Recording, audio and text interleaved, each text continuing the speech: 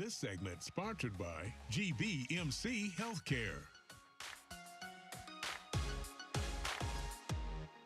Sandra and Malcolm Berman Comprehensive Breast Care Center at GBMC sees and treats more than 2,000 patients a year, providing the latest technology in breast cancer treatment, surgery, and care. Today, we're joined by Dr. Sara Fogarty, breast surgeon, to talk about comprehensive breast care from mammograms to diagnosis. Welcome. Thanks for being with us. Thank you so much. Of course. So how early should we get a mammogram? When should we start this process? Right. So screening recommendations, they change a lot.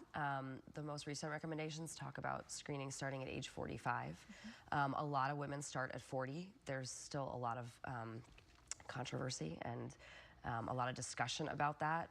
Patients that are at higher risk, that have family members that were diagnosed younger should start younger. 45 every year or 40 every year. Some women that have gene mutations that have a genetic predisposition to breast cancer should also start maybe even younger than 40. So it is a conversation that you should have with your primary care or OBGYN to discuss your risks and screening, and something that we see all the time. And that's part of when we see patients that we're evaluating as a high-risk patient, we talk about their screening recommendations and when they should start and how often. Interesting. So say we get an abnormal mammogram, what are the steps that we take after that? So an abnormal mammogram usually requires a callback image, meaning they need to come back for further imaging that they weren't able to tell exactly what's going on and they need further workup.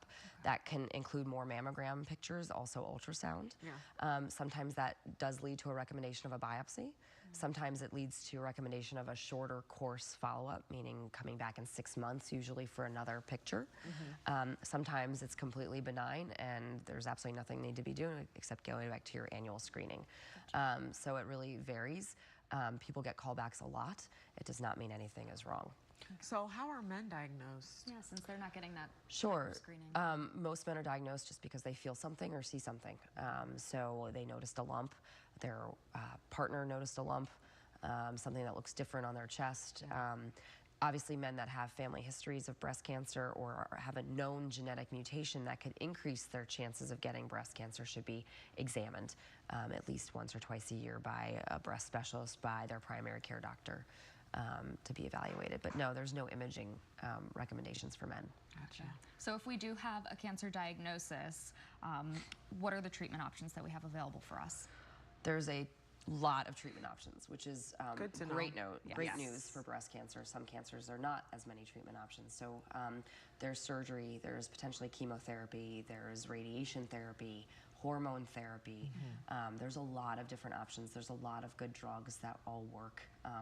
Patients have a lot of different options in front of them when I meet with them. A lot of patients will come in and say, you're telling me I need this when my grandmother had this, or my sister had this.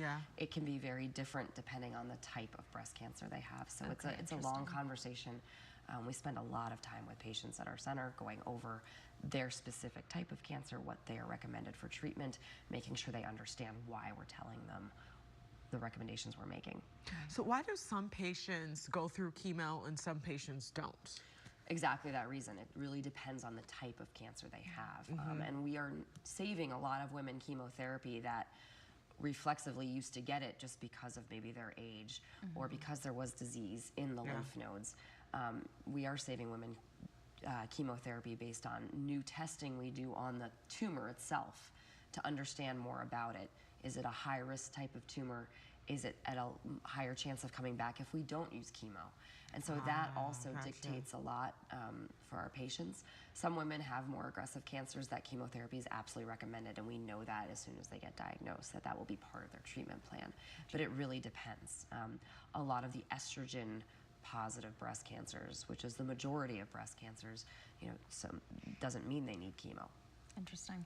So very, very briefly, what can we do to keep ourselves healthy, try to prevent this from happening to us? Sure.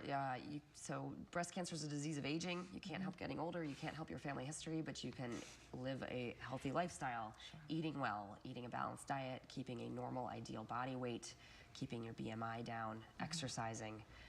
That's really the best thing you can do for everything, not just breast cancer. Lifestyle changes. Absolutely. You heard it first from the doc. That's right. Thank you so much for being with us. Sure. Thank you so much. It's a pleasure.